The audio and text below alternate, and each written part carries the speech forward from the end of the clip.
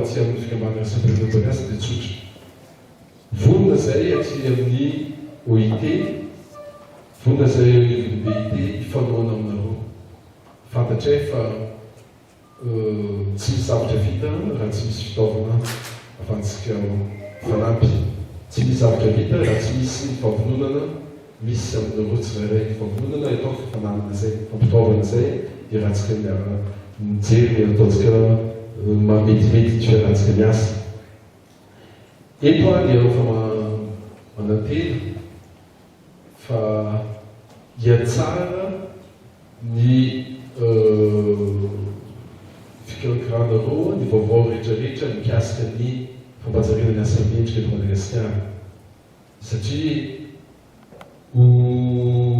amafisina zany ny kapasité nareo hitantsika io zany ahoana ataontsika mikasika an'izay. Eto aho manantenanareo fa amin'ny taona 2016 au moins anankitena anankihevitra aminareo zao dia ho an'ny Turquie, ho an'ny Italie. Dia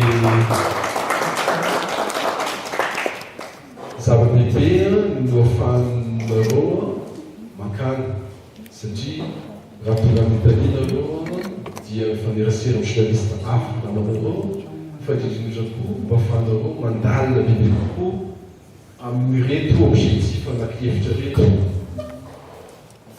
Mirana moa tany dia hitany nataonareo tany tsy norme. Norme. Dia be dia be zany hoe rehefa areo zany mety koa ny voalohany, mety ny fahatelo, mety ny fahefitra sisy. Dia amin'ny taona ho avy telo na hevitra aminareo zao dia ho an'ny Turin isuva zay formation an'ny Turin zay. Ny formation any matetika entre une semaine et 10 jours. Une semaine et 10 jours zany formation any dia mampinaina nareo mikasika an'izay. Ankoatran'izay dia hojerentsika ny fampitaovanareo amin'ny documentation. Be documentation amin'ny centre de documentation azo amparitaka aminareo koa.